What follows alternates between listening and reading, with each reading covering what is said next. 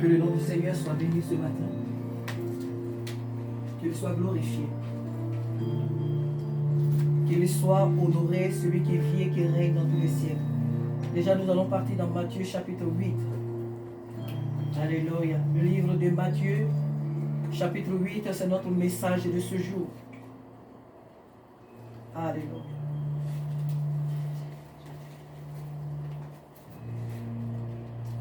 Guéris-moi tout de suite. Guéris-moi tout de suite. Tu ne pourras t'en aller. Guéris-moi tout de suite. Guéris-moi tout de suite.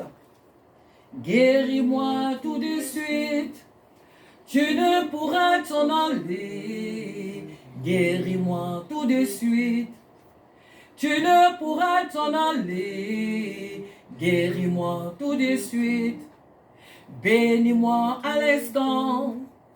Bénis-moi à l'instant.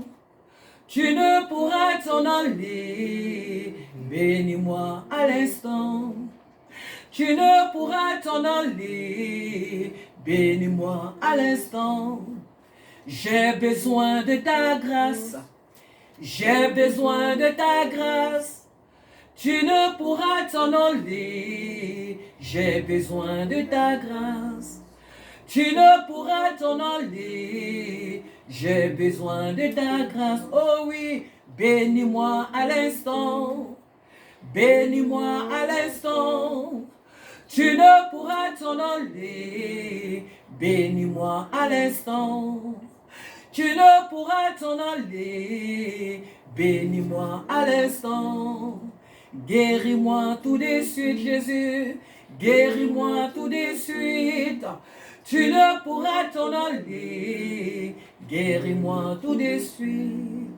Tu ne pourras t'en aller. Guéris-moi tout de suite. Amen. Ah, ça paraît comme un ordre qu'on lui donne. Amen. Mais ce chant, quand tu l'écoutes, tu te rappelles d'une scène qui s'est passée dans l'Ancien Testament. Alléluia. Il est question de Job, plutôt de Jacob et l'ange de l'Éternel. Amen. Jacob dit à l'ange, bénis-moi maintenant. Tu ne pourras pas t'en aller sans m'avoir béni, sans avoir posé sur moi ta marque, sans m'avoir transformé. Tu ne pourras t'en aller sans m'avoir touché, comme on touche quelqu'un qu'on aime. Et oui, Dieu a touché Jacob, il a changé son nom en Israël, il a fait de lui le père d'une multitude. Alléluia. Et nous voulons ce matin que Dieu nous touche. Nous allons lire ce texte. Il faut que Dieu nous touche. Il faut que Jésus nous touche. Nous allons lire un texte et nous verrons ce que le Saint-Esprit va nous dire ce matin. Alléluia. Notre texte de ce jour se trouve dans le livre de Matthieu. Matthieu chapitre 8, à partir du verset 14, amen, à 17. Verset 14 à 17, nous lisons. Jésus se rendit ensuite à la maison de Pierre, dont il vit la belle-mère couchée et ayant la fièvre. Il toucha sa mère et la fièvre la quitta, puis elle se leva et le servit. Le soir, on amena auprès de Jésus plusieurs démoniaques. Il chassa les esprits par sa parole et il guérit tous les malades. Afin que s'accomplisse ce qui avait été annoncé par Ésaïe le prophète. Il a pris nos infirmités, il s'est chargé de nos maladies. Amen. Alléluia. Lorsque la parole de Dieu est prêchée, chacun de nous, il reçoit sa part. Même celui qui parle, La personne qui prêche est la première personne à qui Dieu parle. Mais chacun de nous doit saisir la part que Dieu va lui donner ce matin. Parce que Dieu ne voudra pas ce matin que tu retournes vide. Tu es venu vide. Dieu veut que tu retournes chargé de sa bénédiction, de sa délivrance, de sa restauration. Il n'y a que la parole qui libère. Ce ne sont pas les paroles de Sarah, non. Sinon c'est la parole de Jésus qui délivre, qui restaure, qui affranchit. Nous venons de lire ce matin un texte. Le texte nous dit que Jésus se rendit ensuite à la maison de Pierre dont il vit la belle-mère couchée ayant la fièvre. Jésus se rendit dans la maison de Pierre. Qui était Pierre pour Jésus? Pierre était le disciple de Jésus. Il était l'un des disciples de Jésus. Ce Pierre était avec Jésus. Est-ce que c'est Pierre qui l'a invité? C'est parce que la Bible nous dit, la parole de Dieu nous dit que Pierre s'est rendu. Sinon que Jésus s'est rendu chez Pierre. Quand je me lève ici et puis je vais chez Lynn ou bien chez quelqu'un ici, on ne dit pas que... On dit que quelqu'un s'est rendu chez tel. Ah, telle personne s'est rendue chez telle personne. On ne dit pas que la personne a été invitée. Non, c'est-à-dire que je me suis levé de ma propre volonté pour aller voir la personne. N'est-ce pas? C'est ce que le français est en train de nous dire.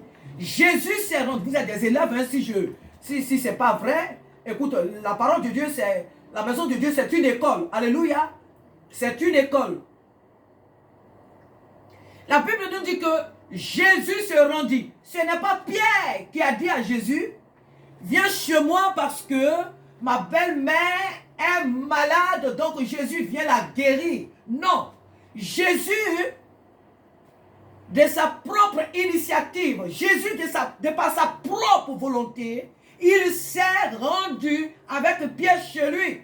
Chez Pierre, dans le but de faire quelque chose. Parce que Jésus a trouvé qu'il y avait chez Pierre une urgence. Jésus a vu que chez Pierre, il y avait une urgence. Donc il va se rendre chez Pierre. Et nous voyons la raison pour laquelle il s'est rendu chez Pierre.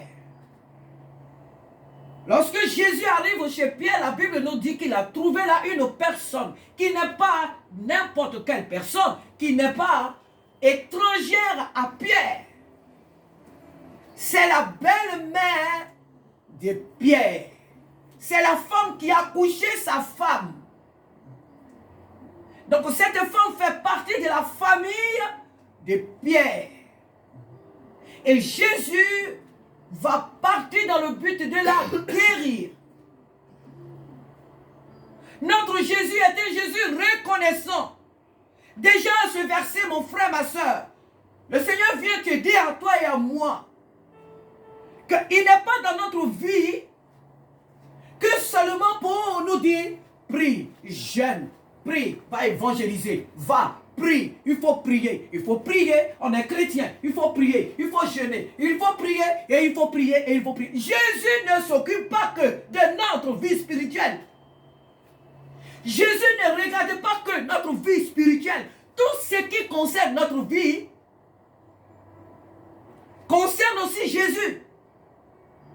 Tout ce qui est composé, tout ce qui est dans notre vie, toute notre destinée, toute notre vie sur cette terre, qu'elle soit une vie spirituelle, vie matérielle, vie économique, vie sociale, et je ne sais quoi encore, concerne le Seigneur Jésus. Jésus s'occupe de chaque domaine de notre vie. On a des chrétiens qui aiment dire, oh, Jésus c'est le cœur, Dieu c'est une affaire de cœur. C'est vrai, notre cœur est le temple du Saint-Esprit, notre corps et notre cœur est la demeure de Dieu, c'est vrai. Mais tout ce qui nous concerne, notre vie, est aussi prioritaire aux yeux de Dieu. Notre Dieu s'intéresse à chaque domaine de notre vie. Si tu n'as pas à manger chez toi, Dieu est préoccupé par cela. Si tu n'as pas de vêtements, Dieu est préoccupé par cela. Si tu es mal coiffé, Dieu est préoccupé par cela. Parce que le désir de Dieu, que tu aies une belle apparence. Il n'y a pas que l'intérieur que Dieu regarde. Dieu regarde aussi à l'extérieur. Voilà pourquoi la parole de Dieu dit que nous, l'Église, nous sommes son corps. Donc Dieu s'intéresse aussi à notre apparence. Lorsque nous sommes joyeux, Dieu est aussi joyeux. Lorsque nous pleurons, Dieu aussi pleure. Jésus-Christ était avec un homme qui est son disciple. Il savait que Pierre n'était pas tranquille. Même si Pierre ne le lui avait pas dit, il savait que chez Pierre, il y avait un problème. Il savait que la personne qui était son disciple avait un problème chez lui. Donc, il fallait qu'il parte résoudre ce problème. Il n'avait pas besoin qu'on le supplie. Il n'avait pas besoin que Pierre lui dise, mon excellence, s'il te plaît, qu'il fasse une note, ou bien qu'il le supplie d'une manière, je ne sais. Non, il savait là qu'il y avait une urgence. Donc il fallait qu'il parte. Dieu est préoccupé par tout ce qui nous concerne sur cette terre où il nous a envoyés. Alléluia. Dieu veut que tu aies du travail. Dieu veut que tu sois marié. Dieu veut que tu aies une belle maison. Dieu veut que tu aies une belle voiture. Voilà pourquoi dans les épîtres, je crois que c'est Pierre ou Jacques, excusez-moi un peu, mais qui dit, ce que Dieu désire, c'est quoi? C'est que tu te portes bien, que tu sois en bonne santé, que tu prospères à tous égards, qu'on prospère l'état de ton âme. Alléluia. Quand on est chrétien, on a l'impression que Dieu s'occupe que de notre vie spirituelle. Si on ne prie pas, Dieu n'est plus d'accord. Si on ne jeûne pas, Dieu n'est pas d'accord. Si on n'évangélise pas, Dieu n'est pas d'accord. Mais c'est faux. Si tu dors mal, Dieu n'est pas aussi d'accord. Si tu n'as pas du travail, Dieu n'est pas aussi d'accord. Si tu as des insomnies, Dieu n'est pas aussi d'accord. Si toi tu es mal coiffé, Dieu n'est pas aussi d'accord. Jésus-Christ est venu dans notre vie pour s'occuper de chaque détail de notre existence. C'est vrai, il veut que nous prions, parce que le naturel part du spirituel. Dieu veut que nous ayons une vie de prière. Dieu veut que nous ayons une communion réelle avec lui. Mais sachons-le très bien, que chaque détail de notre vie, Dieu veut le contrôler. Et Dieu est préoccupé par chaque détail de notre vie. Et il désire ton contrôle de chaque détail de notre vie. Jésus se rendit ensuite à la maison de Pierre, dont il vit la belle-mère couchée et ayant la fièvre. Il y avait quelqu'un qui était dans la maison de Pierre qui était couché. Jésus-Christ est venu dans notre vie pour que nous nous tenions debout, pas pour que nous soyons couchés. Il y avait là, dans la maison de son serviteur, quelqu'un qui était couché. Elle ne dormait pas. Quand on dort, souvent, on est couché. Cette personne ne dormait pas. Non, elle était malade. Et la maladie a toujours une base démoniaque. N'importe quelle maladie a une base démoniaque. C'est pourquoi Jésus la touche et cette fièvre s'en va. C'était un esprit qui avait cloué la belle-mère de Pierre à terre. Toute maladie, que ce soit mal de tête, un mal de ventre, je dis bien toute maladie, aussi petite ou grande qu'elle soit, a pour base Satan et ses démons. Le mal ne vient pas de notre Dieu. Et ce matin, le Seigneur veut te toucher, toi et moi. Jésus vient ce matin pour nous toucher. Il vient toucher chaque domaine de notre vie. Porter ce qui est anormal. Porter cette fièvre dans notre vie. La parole de Dieu, s'il vous plaît, ce n'est pas une fable. Ce n'est pas une récitation. Je préfère parler de Jésus quand je suis sur la chair que de parler de ma vie. Je préfère parler de Jésus parce que c'est cette parole qui libère, c'est elle qui transforme, c'est elle qui transforme la vie. C'est à toi de croire. Si elle ne transforme pas ta vie, tu sais la relation que tu as avec Dieu. Tout dépend de toi, de ta foi en cette parole. Il n'y a pas mieux qu'un serviteur de Dieu peut donner au peuple de Dieu que la parole de Dieu. Parce que c'est elle qui libère. C'est elle qui nous a sauvés. Alléluia. Jésus vient nous toucher ce matin. Il vient toucher chaque domaine de notre vie ce matin. Jésus vient ce matin pour nous toucher. Pierre ne l'avait pas invité. Mais il est parti de lui-même parce qu'il savait que là, il y avait une urgence. Il a touché la belle-mère de Pierre. La Bible dit qu'elle se leva et servit. Frères et sœurs, nous devons avoir cette foi que Jésus-Christ nous a touchés. Nous devons avoir la foi qui comprend, qui touche, qui réalise que Jésus-Christ a déjà tout accompli. Alléluia. La Bible ne nous dit pas que lorsqu'elle s'est levée, elle s'est posé des questions. Est-ce que vraiment je suis guéri là? Est-ce que vraiment c'est moi? C'est moi qui étais couché à la terre? Est-ce que vraiment je suis guéri? Non. Elle s'est levée et elle servit Jésus. La fièvre l'a quitté. Elle a aussi eu foi que cette fièvre l'a quitté. Aussitôt elle s'est mise à servir Jésus. Lorsque Jésus vient nous toucher, c'est dans le but de le servir. Alléluia. Jésus vient nous toucher pour le servir. Et nous devons nous lever pour servir le Seigneur. La Bible dit que le soir, on amena auprès de Jésus plusieurs démoniaques. Dans ce texte-là, nous voyons deux manières. Nous voyons Jésus agir de manière différente. La première manière, Jésus vient de lui-même et il touche la belle-mère de Pierre et elle est guérie. Aussitôt, elle se lève, elle se met en action de service. La deuxième action, ce sont les hommes qui se déplacent le soir et qui amènent leurs malades à Jésus. Et voyons comment Jésus va réagir.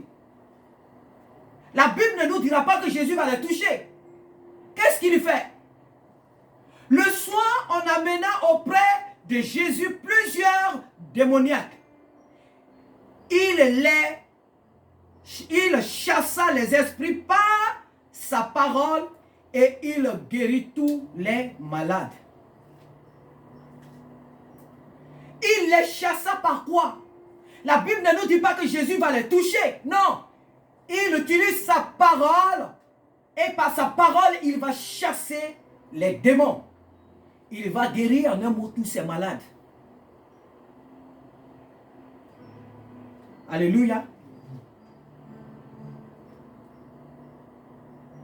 Avec Jésus, le thème de notre message, il y a toujours de l'espoir. Avec Jésus, il y a toujours de l'espoir. Ces hommes se sont mal pris. Ils ne sont pas venus dans la journée, mais vers le soir. Qu'est-ce qu'ils faisaient dans la journée? À quoi étaient-ils occupés dans la journée?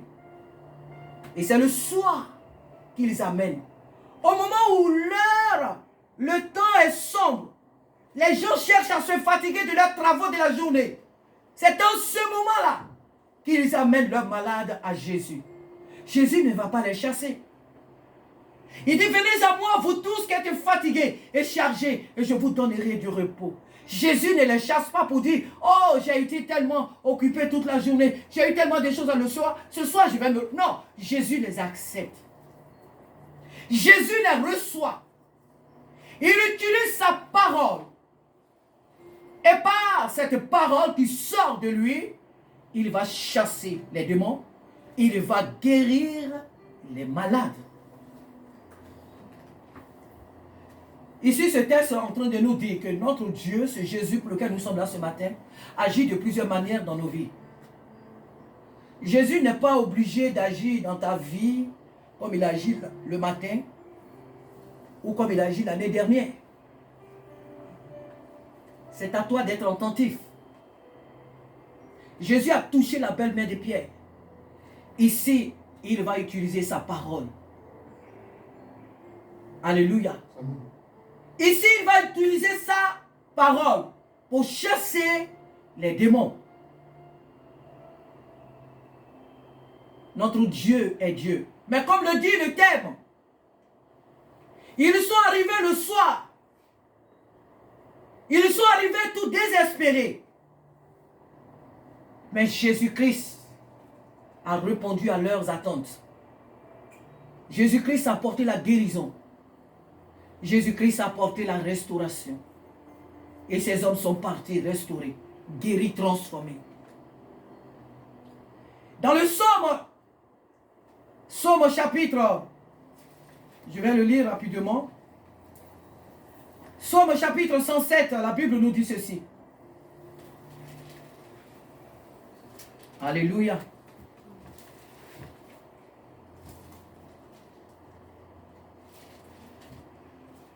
Alléluia, verset 20. Il envoya sa parole et les guérit. Il les fit échapper de la fosse. Il envoya sa parole et sa parole les guérit. Il n'y a pas de situation dans nos vies que Jésus-Christ ne peut guérir. Il n'y a pas de situation dans nos vies que Jésus ne peut redresser, ne peut restaurer.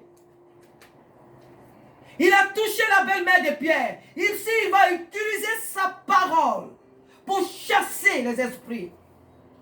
À notre Dieu, rien n'est impossible. À notre Jésus, rien n'est impossible. Est-ce que tu crois ce matin qu'il est là ce matin pour te toucher? Il est venu, c'est vrai, pour que nous puissions l'adorer, l'élever.